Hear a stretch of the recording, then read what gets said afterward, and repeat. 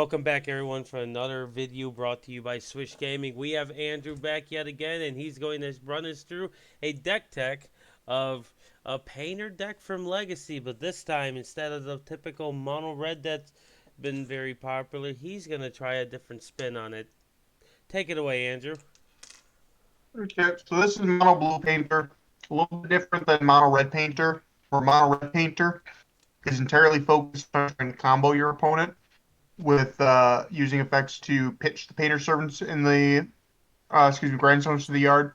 This deck is primarily focusing on Urza's Saga and Urza's and Karns to create Karns to beat your opponent down and generate a mass of artifacts to draw more cards with Thought Monitor and rebuy them with Emery. And you have the Painter and the Grindstone in there as a secondary win condition. So it's not your primary win condition, but you can stumble into it with, Emery by pitching one of them and just having another one in hand. You can win that way. Also, really cute interaction with Painter Servant is if you're playing with Painter Servant, you put him into play, you can name any color as it enters battlefield, and all cards in all zones become that color. In this case, we would name blue with Force of Will in hand, and any card in our hand, including lands or any of our colorless cards, can be pitched for the Force. Oh, interesting. And that's pretty much the main sideboard plan or main board plan. Like I said, just trying to make constructs using Urza to generate a whole bunch of value. In our sideboard, then we bring in the traditional painter package where we get the not the Flusterstorms, the blue elemental blast and the hydroblasts, where you have that disruption by choosing a color and then be able to vindicate your opponent's cards for 1 mana, or have 1 mana counterspell up. So in this case, we would name red. And we can blow up any of our opponent's cards. So really powerful interaction there. You get cards like Flusterstorm by being in blue, which makes your storm matchup considerably better, makes your control matchup a little bit better, because instead of having to 2-for-1 yourself with Force of Will, you can use cards like Flusterstorm and even Hydroblast and Blue Elemental Blast to counter your opponent's stuff for 1 mana, so you can 1-for-1 your opponent as opposed to 2-for-1ing yourself. You get sweet cards like Lawan Cephalid Empress, which states that when it enters the battlefield, return all blue creatures your opponent controls to their hand, and then your opponents can't cast blue creatures. Important because you put Painter Servant in play, name blue, you put Lawan in play, and then bounce all blue creatures. So then if you're playing against a creature deck like elves or goblins or taxes, you can, if your opponent doesn't have, like if your tax opponent doesn't have a either value, you can lock them out with Lawan. Because you can just bounce all their creature cards, and they just can't cast anything. And then you get cards like Brazen Borrower, which needs no introduction. It's been a staple of every format since it's been printed. What's it do? Oh, Larry, good lord. 1 in the blue to return a target non-land permanent to its owner's hand. And Can that's we its return adventure our hat. own? It's not your own. You're correct, Mr. Oh, Fields. You're okay. correct. I just want to make sure because I like bouncing my own stuff sometimes. Absolutely. Only stuff you don't control. And then for 3 mana, you get a 3/1 flying flash creature that can not only block flyers. And then the other cards, you get some utility cards for Saga. You got Tormod's Crypt for the Reanimator decks, Shadow Spear for kind of creature-based decks where you got to just kind of push through, where they can get really grindy. Also for like Burn, that kind of thing. If you ever run into that, where you can just buffer your life total. Meekstone is a really interesting card. You don't typically see that in Legacy anymore. And Meekstone says creatures with power 3 or greater don't untap during their owner's untap step. Yeah, I haven't seen That's that in a minute. kind of a nombo with constructs. However, if you're playing against something like a Merit Lage, their Merit Lage becomes just tapped after it attacks, and it will never untap. And if you're playing against stuff like Eldrazi Tron, or in Legacy, it's just colorless Eldrazi, you can just play this, and a lot of times your opponent just can't. They get one attack, and then they're just done with that creature.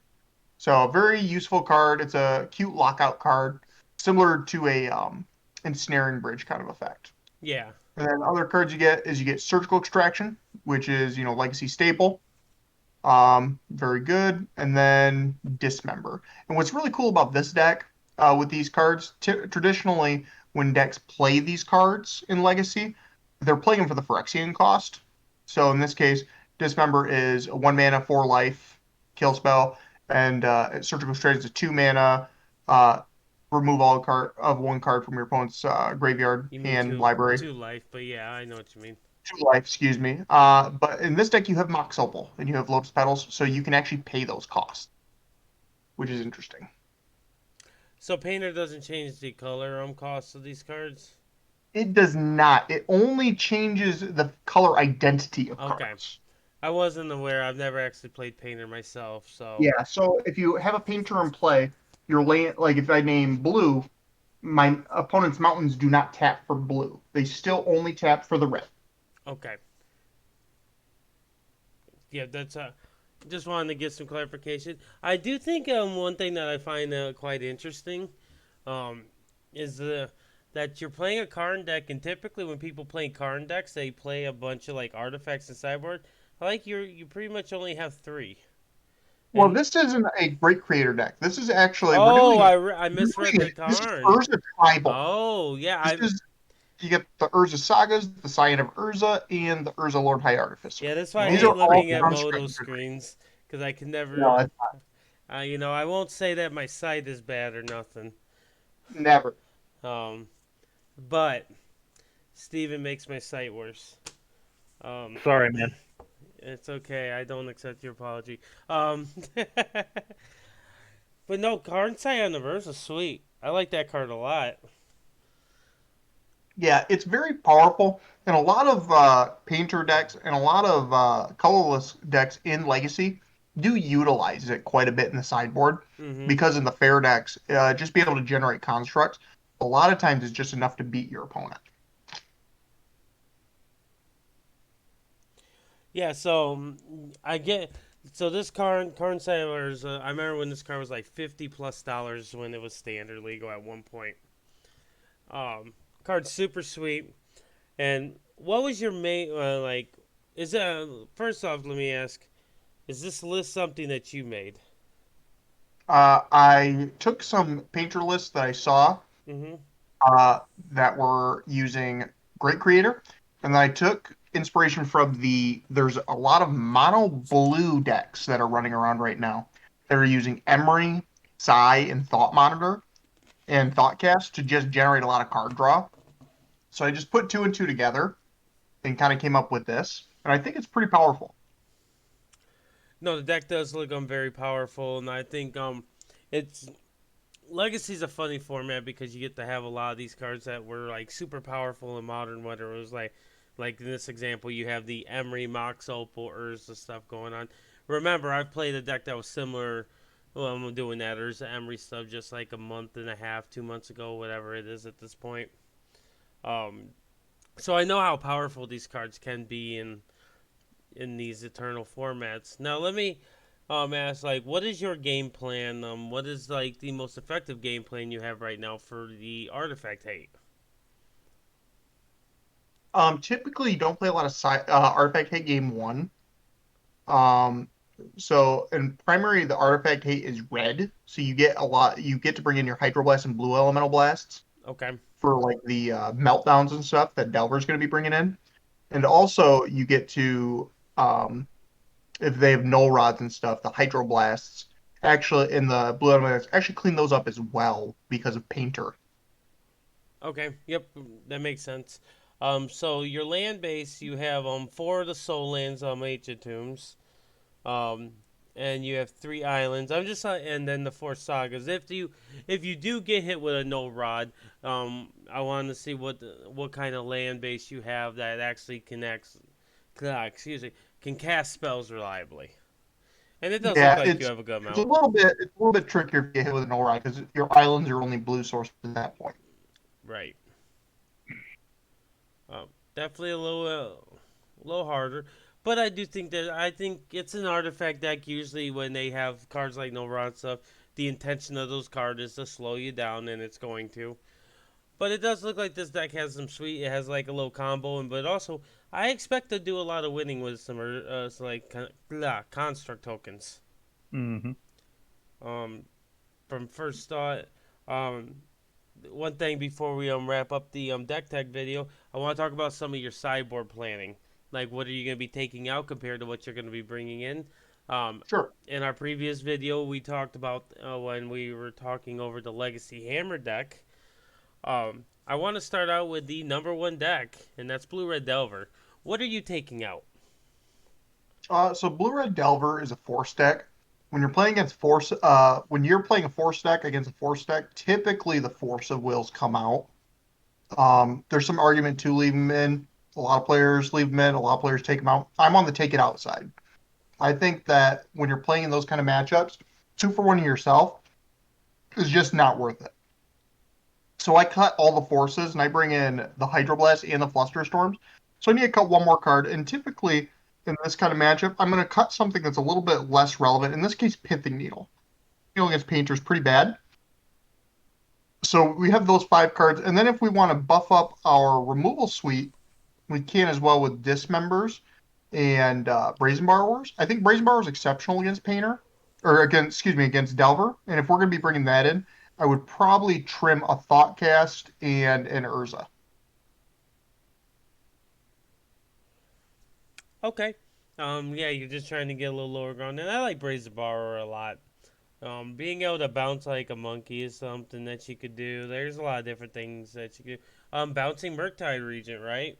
And making them have to replay them, and usually there's a good chance that they might not have the graveyard to be able to do that. So, Right. For so sure. definitely something I don't mind seeing there. So from what I'm looking here, let's talk about the next deck, which I think is probably the second most popular deck. I think it's close with Death and Taxes in this deck, and that is Bant. The Bant Snow deck. It's actually a deck that Dewey's gonna be piloting this weekend. Yeah. So Bant is definitely a deck that you have to play. You have to keep in mind nowadays. I think in that particular matchup, I do like Surgical Extraction. I think, a lot of people, especially in control decks, will just argue that Surgical Extraction is not that good. The Bant deck draws so many cards off Uro. You need to have just a 1 mana answer to Uro. So once it's in the yard, we just hit it with that. It's not coming back. I do like Brazen Borrower in that matchup to bounce the copies of, excuse me, Sylvan Library. I think that card's can be pretty backbreaking. And I would bring in copies of Flusterstorm and Hydroblast and Blue Elemental Blast. Cards I would cut. I would definitely cut Force of Will. Like I said previously, I think 2 for 1 of yourself in a deck that, especially against Bant, which Bant's just going to be drawing so many cards. 2 for 1 of yourself just is not where you want to be. As far as other cards I cut, Pithing Needle is fine. You can keep it in possibly if you want to name a Mind Sculptor. But I would probably trim one of those.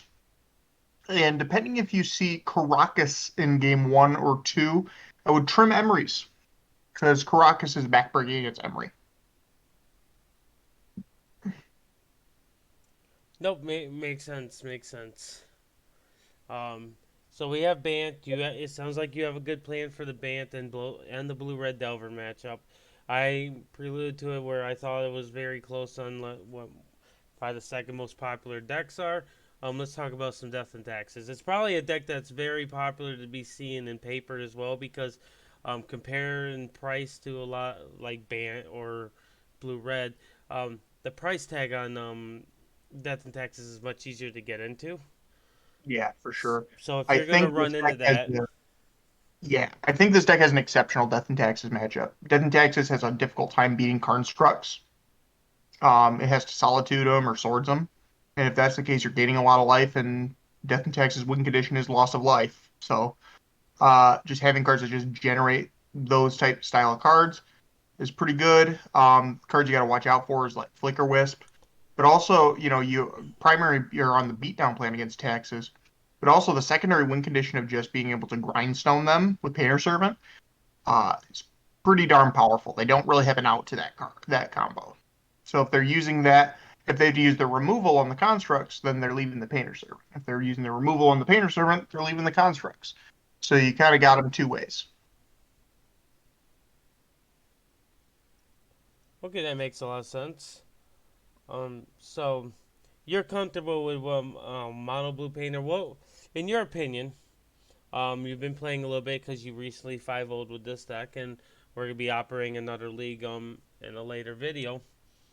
Uh, what would you think is better in the field right now? This mono blue build that you've been messing with, or the typical mono red? Well, it's a tough question. Um, I think both are really good right now.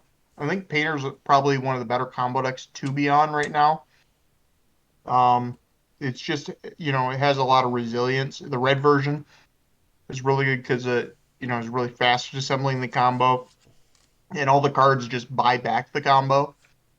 Where the blue deck is just it's trying to have two win conditions, where the red deck only uses one win condition.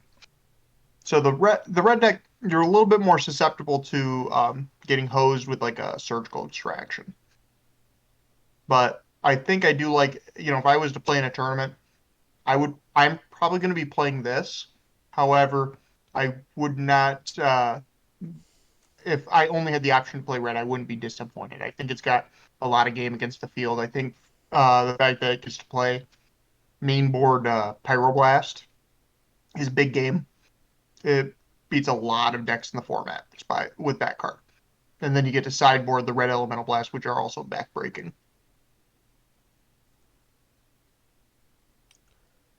Yeah, no, I think this deck looks like a lot of fun, and I definitely look forward to seeing some put this in action. Um, I don't have anything else, any further questions. I don't want to take too much time asking about every matchup, obviously, because there's a ton of different sweet decks that Legacy does possess. Steven and Dewey, did you have anything you want to mention or say in regards to this deck? I don't think so. I'm ready to play it, man. It looks fun. You got me sold, man. It's got Emre, it's got Urza and Urza Saga. A bunch of my favorite cards. And we get to play Opal.